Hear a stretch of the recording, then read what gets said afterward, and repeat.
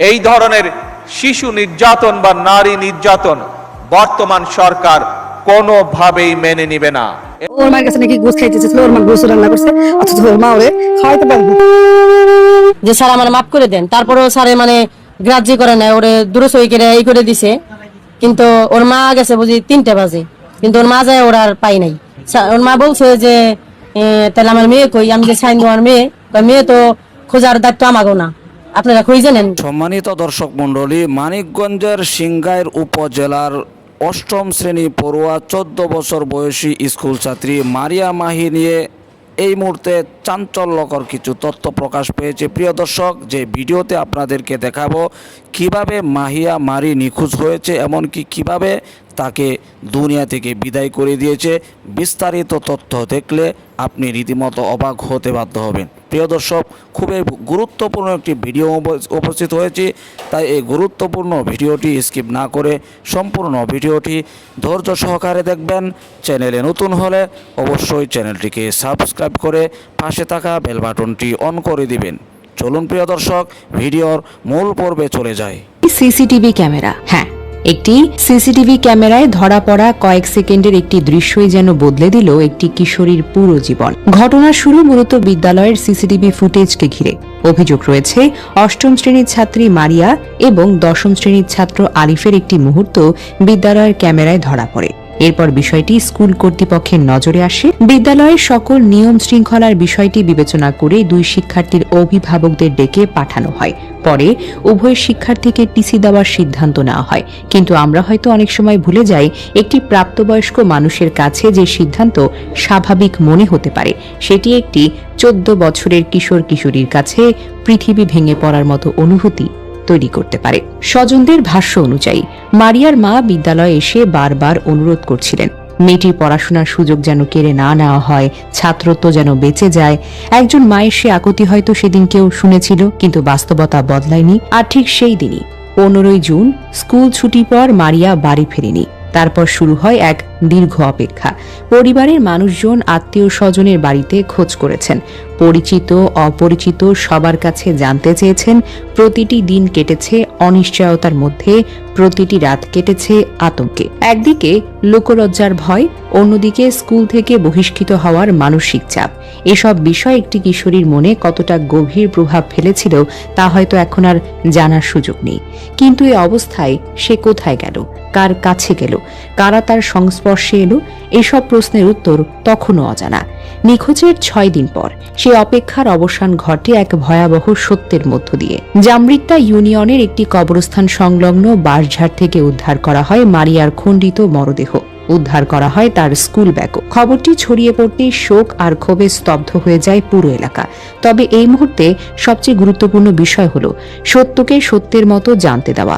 অনেকেই বিভিন্ন জনকে দোষারোপ করেছেন, সামাজিক যোগাযোগ মাধ্যমে নানা ধরনের তথ্য ছড়িয়ে পড়েছে, কিন্তু তদন্ত শেষ হওয়ার আগে কাউকে চূড়ান্ত অপরাধী বলে ঘোষণা করে দেওয়া কখনোই ন্যায় বিচারের পথ হতে পারে না। পুলিশ ইতোমধ্যে আলিফকে জিজ্ঞাসাবাদের জন্য হেফাজতে নিয়েছে, কিন্তু আইন শৃঙ্খলা বাহিনীর বক্তব্য অনুযায়ী তার সম্পৃক্ততা এখনও নিশ্চিত নয়। তাই আবেগ নয়, এখন প্রয়োজন তথ্য প্রমাণের ভিত্তিতে সত্য উদ্ঘাটন। ফরেনসিক রিপোর্ট, ময়না তদন্ত, ডিজিটাল তথ্য, সাক্ষ্য প্রমাণ এবং তদন্তের মাধ্যমে একদিন না একদিন বেরিয়ে আসবে আসল ঘটনা। কিন্তু সবচেয়ে কষ্টের বিষয় হলো সেই সত্য জানার আগেই একটি জীবন শেষ হয়ে গেছে। একটি 14 বছরের মেয়ে যার সামনে পড়েছিল পুরো জীবন, আজ সে আর পৃথিবীতে নেই। এখন শুধু পরিবারের একটাই দাবি, একটি অপেক্ষা, একটি প্রশ্ন। মারিয়া কেন নিখোঁজ হয়েছিল? নিখোঁজের সেই দিনগুলো কোথায় কাটিয়েছিল? কার সঙ্গে ছিল তারা?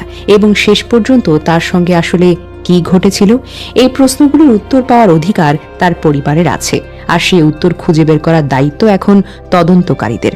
আমরা প্রার্থনা করি আল্লাহ তাআলা মারিয়াকে জান্নাতুল ফেরদাউস নসিব করুন। আর যেই এই ঘটনার সঙ্গে জড়িত থাকুক না কেন, তার পরিচয়, প্রভাব বা অবস্থান যাই হোক, সে যেন আইনের মাধ্যমে উপযুক্ত শাস্তি পায়। কারণ একটি পরিবার আজও অপেক্ষা করছে তাদের মেয়েটির সঙ্গে আসলে কি ঘটেছিল সেই সত্যটুকু জানার জন্য। এবং সবার সাথে সুন্দরভাবে ব্যবহার করে, আমাদের সাথেও চলছে। আমাদের থেকে বয়স অনেক ছোট, কিন্তু আমাদের সাথে অনেক ক্লোজ হয়ে চলছে, সবার সাথে ক্লোজ হয়ে চলে। ওর বাবা মার কাছ থেকে যখন আমরা শুনছি যে ও নিখোঁজ, মানে 6 দিন পরে যে ওর দেহ পাইছে, আমরা সবাই গেছি, এরকম ভাবে যে মানুষ, আমরা যে দেশে বসবাস করতেছি আমাদেরও তো মেয়ে আছে, আমাদেরও সন্তান আছে, আমরা কি করে সেপে আছি, আমরা কি করে ওদেরকে স্কুল মাদ্রাসাতে পাঠাবো? মানে আমরা যে ওর থেকে এত বড় বয়সে, আমি আজকে 2 দিন ঘর থেকে বাইরে হইনি, মানে আমার ভিতরে একটা ভয় কাজ করে যে ওই লোকগুলা না আমার এসে ধইরে নিয়ে যায়, আমার ওইভাবে মৃত্যু দেয় না, আমার ওইভাবে না মাইরে ফেলায়। এখন কি বলবো, আমাদের একটাই কথা যে যেভাবে প্রকৃত যারা দোষী তাদেরকে ওইভাবেই। আর ওর বাবা মার তো মনে করেন 2টা সন্তান, একটা ছেলে একটা মেয়ে, ভাই বোন অনেক, মানে দুজনের প্রতি অনেক ভালোবাসা টানছিল। এখন ওর বাবা মা তো বাঁচবে কিনা আল্লাহ জানে, আল্লাহ যদি হায়াত দেয় বাঁচতে পারে, কারণ এরকম সন্তান হারায় কোনো বাবা মা বাঁচতে পারে না। এখন এই যে আমাদের বাচ্চারা আছে, আমাদের বাচ্চারা আজ কয়েকদিন স্কুলে যায় না, ভয় পায়, ওকে জিজ্ঞাসা করেন, ওর সাথে অনেক, আমি মোবাইল দেখেছি, অনেক ছবি আছে, অনেক ভিডিও আছে, সবার সাথে আছে। এখন আমরা চাই যে যারা প্রকৃত দোষী তাদের উপযুক্ত সাজা হোক। যেভাবে ওকে মারছে, আমরা চাই ওই মহিলা যে জড়িত আছে ওই মহিলাকে ওইভাবে নৃশংসভাবে, কারণ এখন যে থানাতে আছে, থানাতে সেফ আছে, থানাতে কি করবো, আর ওরে যেভাবে মারছে ওইভাবে তো কষ্ট পায় মরবো না, আমরা চাই ওইভাবেই কষ্ট পায় ওরাও শেষ হয়ে যাক। শিক্ষকদের বিষয় এটা সবাই যা শুনতেছে, আমরাও শুনতেছি। ওর গার্জেনকে ফোন দিছে, ছেলের গার্জেনকে ফোন দিছে, ছেলের গার্জেনকে ছেলের কাছে বুঝাই দিছে। একটা ছেলে, আমাদের দেশে একটা দূষিত মামলা খতম হইতে না হইতে আরেকটা দূষিত মামলা শুরু হয়ে যেতে চাইতেছে। এখন যদি আমরা এটার উপযুক্ত বিচার না পাই, তাইলে ওরা বুক ফুলায় হাঁটবো, ওরা ভাববো কোনো কিছু হয় না। কিছুদিন পর এরকম হইতেছে, আমরা যদি এরকম করি আমাদের কোনো ক্ষতি হবে না।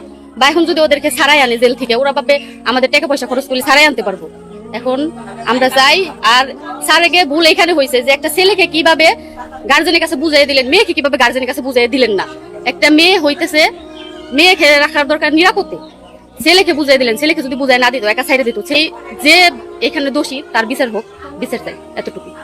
ধন্যবাদ। অনেকে বলতেছেন প্রবাসীর একজন মেয়ে, আসলে প্রবাসীর বাবা কি অবস্থা? আসলে ওনার ভিডিও আমরাও দেখছি, আমরা তো যাই দেখতে পারতেছি না, ওনারা সান্ত্বনা দিতে পারতেছি না।